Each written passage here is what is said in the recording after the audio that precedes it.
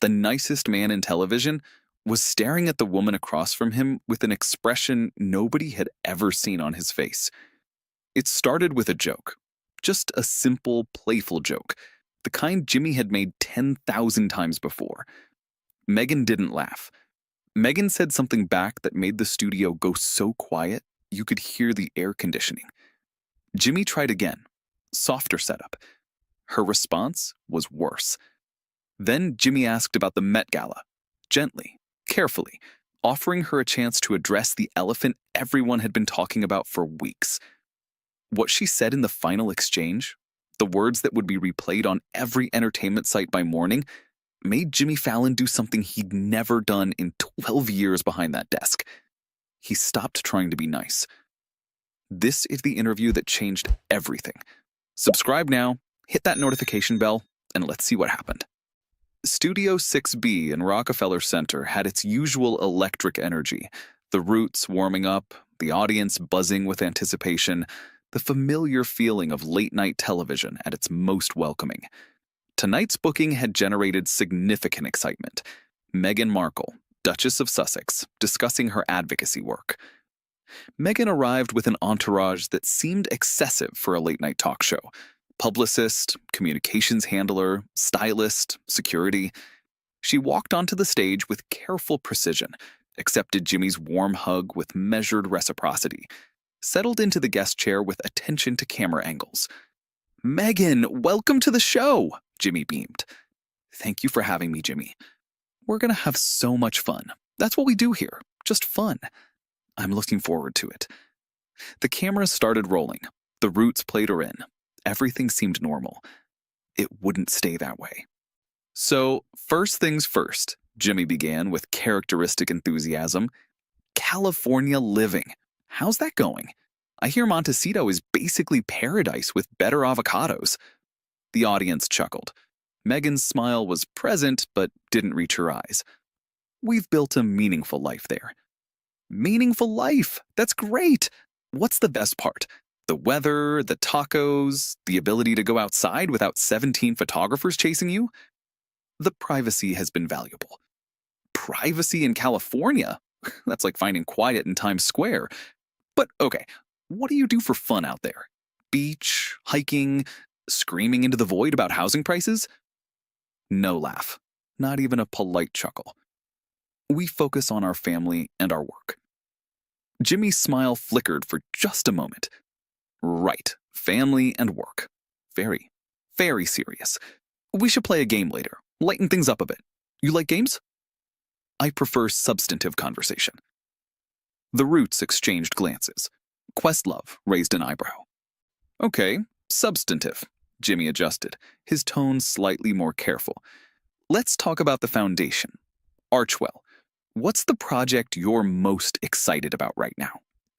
"We're building partnerships that create systemic change across multiple sectors." "Partnerships with whom? Give us some names. Let us get excited with you." "Various organizations aligned with our values." "That's very vague. I interview people promoting things all the time. They usually want to tell me about them, specifically, with enthusiasm. What's Archwell actually doing this week?" Meghan's expression cooled. "Our work isn't about weekly announcements. It's about long-term impact." "Long-term impact that you can't describe in the short term? That's an interesting approach. Most foundations can point to something concrete. A school built, a policy changed, a person helped by name. What's yours?" "We focus on cultural shifts rather than quantifiable metrics." "Cultural shifts you can't measure. Convenient. When something can't be measured, it can't fail. But it also can't be proven to succeed." The audience had gone quiet. This wasn't the fun they'd expected. "Let me try something lighter," Jimmy said, attempting to reset the energy. "The Met Gala, fashion's biggest night. You weren't there this year. Again. What happened?" Meghan stiffened visibly. "I had other commitments." "Other commitments on the first Monday in May? The night every celebrity in the world blocks out years in advance? That must have been some commitment." My schedule is complex. Your schedule. Right. Because the reports say you weren't invited, that Anna Wintour specifically kept you off the list. Any truth to that? I don't respond to tabloid speculation. This wasn't tabloids. This was fashion industry sources, multiple outlets, the kind of coordination that suggests actual information rather than speculation. Meghan grabbed her water glass. I have no interest in the Met Gala. No interest in fashion's biggest event? You who've built an entire brand around style? Who's launched a lifestyle company? Who did a cover with British Vogue? Suddenly no interest? My priorities have evolved. Evolved toward what? Because from outside, it looks like priorities evolved after the invite didn't come. That's not evolution. That's rationalization. You mentioned British Vogue, Jimmy continued. The Forces for Change issue. That collaboration reportedly caused friction with Anna Wintour. Something about choosing Edward Enninful over her. Care to address that? Editorial relationships are complex. Complex. Everything's complex with you. Family complex, schedule complex, editorial relationships complex. At some point, complex becomes code for I don't want to answer. I'm being thoughtful with my responses. You're being evasive with your responses. Thoughtful would be considering the question and providing insight. What you're doing is deflecting with sophisticated vocabulary. I do this for a living. I recognize the difference. Meghan's smile had vanished entirely. This interview is becoming hostile. Hostile? I asked about your foundation. You gave me nothing. I asked about the Met Gala. You blamed your schedule. I asked about Vogue. You said it's complex. Where's the hostility? I'm asking basic questions about your public life. Your tone has shifted. My tone has shifted because I've been trying to have a conversation for 10 minutes, and you've given me press releases. This show is about fun, connection, actual human exchange. You're giving me nothing to work with. Jimmy turned to the roots. Guys, am I being unreasonable here? Questlove spoke carefully. The questions seem pretty standard, Jimmy. Thank you. Standard questions. That's what they are. He turned back to Meghan. Let me try something even simpler. What brings you joy? Not purpose, not meaning. Simple, uncomplicated joy. A pause that went on too long. My children. Great. What did Archie do this week that made you laugh? Silence. What did Lilibet say yesterday that surprised you? More silence. You can't tell me. A mom who came here to discuss her life, and you can't access a single joyful moment with your kids from the past week? That's really something. I protect their privacy. I'm not asking you to show me pictures. I'm asking you to remember a moment. Every parent I know, and I know a lot of parents, can tell me something specific about their kids from today. The fact that you can't is interesting. Maybe we should play a game, Jimmy suggested, grasping for the format that always worked. How about thank you notes?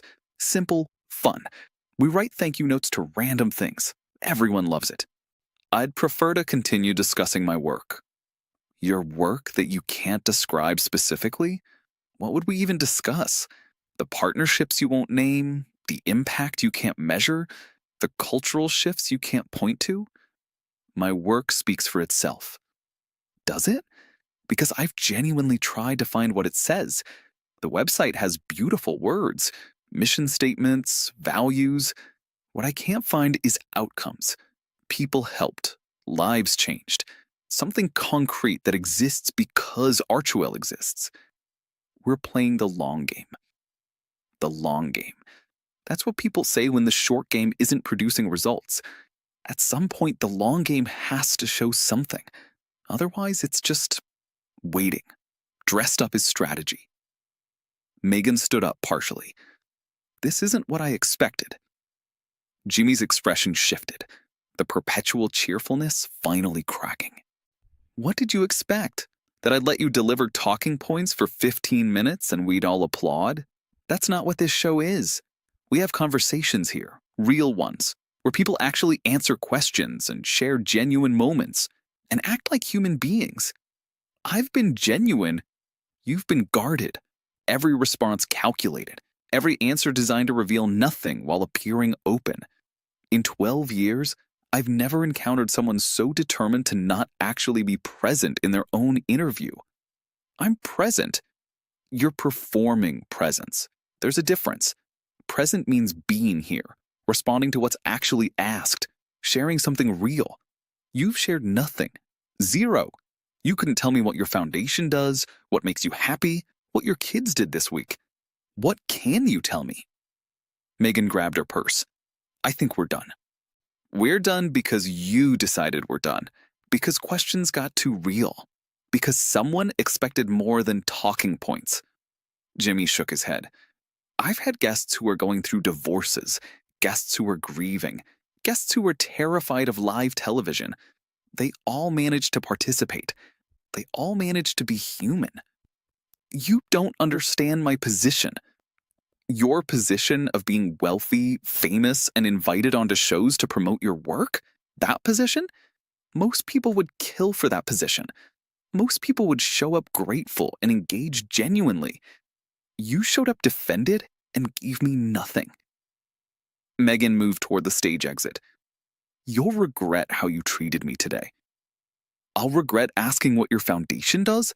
I'll regret asking about the Met Gala. I'll regret asking what makes you happy. Those are the gentlest possible questions. If those feel like mistreatment, examine what you're protecting. Everyone attacks me. Everyone asks you questions. Questions aren't attacks. The fact that you can't tell the difference is the problem. Meghan paused at the edge of the stage. This will be characterized as me being ambushed. This will be characterized as you being unable to handle a talk show. A talk show, Meghan. We play games here. We do silly bits. We make people laugh. You couldn't handle that. What does that say about where you are? It says I have standards. It says you have walls. Walls so high that even kindness can't get through. I tried to make you laugh. I tried to play games. I tried to find something, anything that would feel like genuine connection. You blocked it all. Connection requires respect. Connection requires participation. You didn't participate. You delivered prepared statements and treated every question as hostile. That's not connection. That's performance, and not even a good one. Meghan left.